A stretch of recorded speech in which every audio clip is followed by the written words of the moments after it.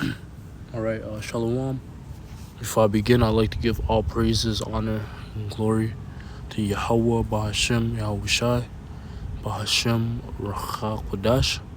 I'd like to say double honors to my teachers, the apostles, and the elders of Great Millstone, the men whom I've learned this truth from, and also Shalom and salutations to the brothers out there of the hopeful elect that are preaching this word in truth and sincerity. All right, so I'm the brother Shaquad from the branch of Great Millstone, Montreal. Back with another lesson, and the inspiration of this lesson, it's going to be from, or stems from, the term alma mater, right? And I'm just going to jump straight into it and get what that term means. So this is alma mater, right? It says a school, college, or university that one once attended, right? So it's basically referring to a school or a university or an institution of learning that a person has attended, and that term is used a lot in the world, man. People boast about, the alma mater they went to, with probably Harvard and so on and so forth, probably one of these highly esteemed institutions, right? But guess what? Being in the truth, we have an alma mater, right? And that's wisdom. That's basically, our alma mater. Because when you go into the definition or the origin of that word alma mater, it breaks down to, matter of fact, you know what, I'm gonna get it because I looked it up as well. So I asked ChatGPT, what is the origin of alma mater? The term alma mater comes from Latin, and its literal meaning is nourishing mother, right? And any form of understanding, any form of teaching is referred to as she in the scriptures, or even in the world too, right? A lot of things are known, a lot of things dealing with nourishment are known as she or her, in the feminine sense. Why? Because it's likened unto a mother, that's nourishing and building up a child, because that's the role of the mother, right? Give the child love and affection, nourish them until they become of age, which will be for a male, 12, female, whenever she hits her period, and that's the time that they will be ready, or to be considered grown, and then after that, the father would basically take over for the male child, and then if it's a female child, then the mother would continue to, have her under her wing, right? But that term alma mater, it's Latin, and it literally means nourishing mother, right? That's why a lot of these schools, universities are known as alma maters, a place of education. Because why? You go there to be nourished. You're supposed to go there to be nourished and fed wisdom, knowledge, and understanding.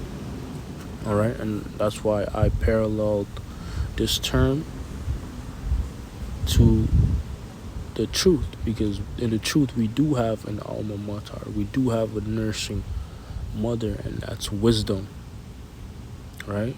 And in the scriptures, wisdom is known a lot, in its feminine sense, and it makes sense because it nourishes you, right? So let's get some, or where it originates from, this term, and a couple historical uses. Right, it says in ancient Rome, alma mater was a title for mother goddesses, right? And we don't deal with that, right? We don't, because that also ties into women worshiping. We don't worship the woman to that extent, or we don't worship women at all. You know, what we respect them because the Lord set them up for their purpose if they're in order, right? Because today's women are just through, you know. But yeah, that term alma mater also could tie into woman worship, man. Because as we're reading here, the term originates from a title, Mother Goddesses, right? Salakia. It says especially Ceres, goddess of agricultural, or some symbolizing their nurturing, life-giving roles. And I'm not using the term, in this lesson as a sense of worshiping woman or trying to make this term something special, which is not. It just literally means nourishing mother. You know. Anyways, going on, it says during the Middle Ages, the phrase was adapted by European universities to refer to the institution of a nurturing mother of the students' minds and spirits. One of the earliest known uses in this context is from the University of Bologna, founded in 1088, which used the motto Alma Mater Studiorum,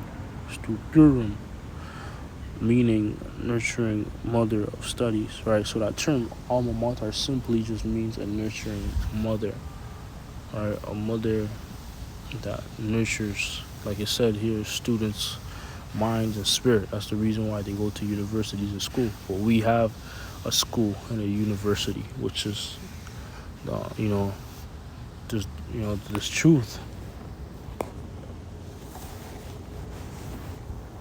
right? Because what a school is or a university or an institution is supposed to do is supposed to basically draw out particular skills and talents in an individual, and that's what the truth is doing for us. Is drawing out our skills and drawing us, exposing us to more things around us, right? Because dealing with black culture, what has happened was I speak for myself, I was trapped in a particular mindset, and I wasn't exposed to any other mindset, in terms of all I knew was just like every other Jake. So all you know is what was taught you, told you, what you saw on the TVs, what you saw in the music videos, what was around you, and that's for the most part. Most Jakes, they grow up in the block, man, in the neighborhoods, in the projects, and their vernacular, I don't know if that's the right word to use, but it's limited, man.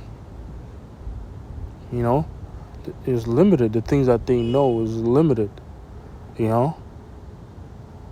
and I've experienced that firsthand, especially coming into the truth now. The truth allowed me to see that, I was once trapped, but that's also what the scriptures do. The spirit of Yahushua does. It says that you shall know the truth, and the truth shall make you free. All right, so let's go from there to the book of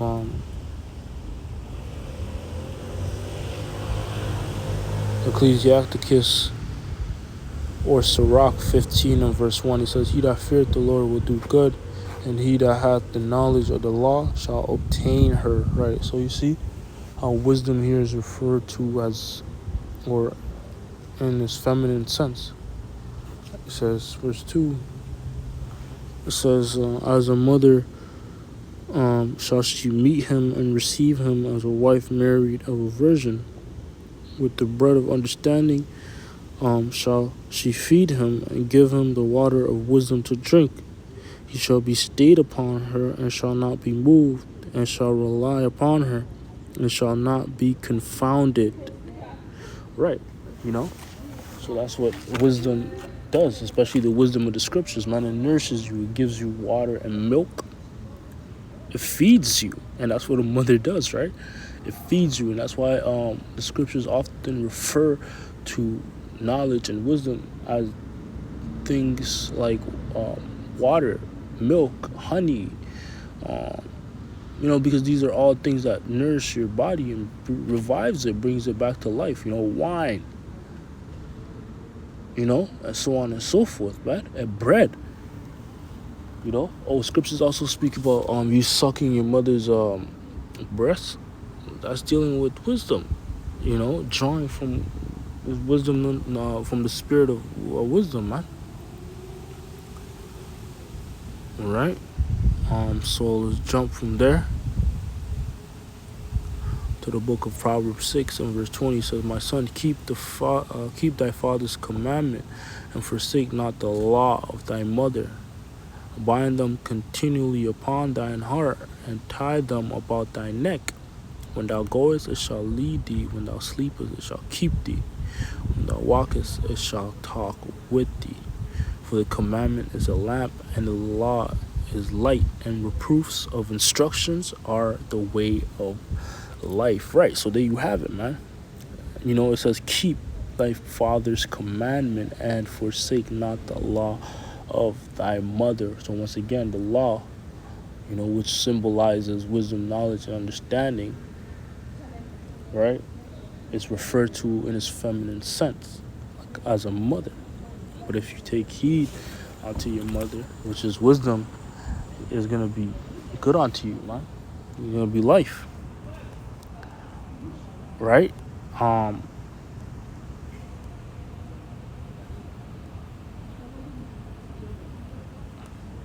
So let's get this. Proverbs 1 verse 1. "Hear ye children the instruction of a father, and attend to no understanding. For I will give you good doctrine, forsake ye not my law. For I was my father's son, tender and only beloved in the sight of my mother. He taught me also, and said unto me, Let thine heart retain my words, keep my commandments, and live. Get wisdom, get understanding, forget it not, neither decline from the words of my mouth. Forsake her not, and she shall preserve thee. Love her, and she shall keep thee." Wisdom is the principal thing. Therefore get wisdom, and with all thy getting, get understanding. Right. That's right. It says, matter of fact, you keep going. "Exalt her, and she shall promote thee. She shall bring thee to honor when thou doest embrace her.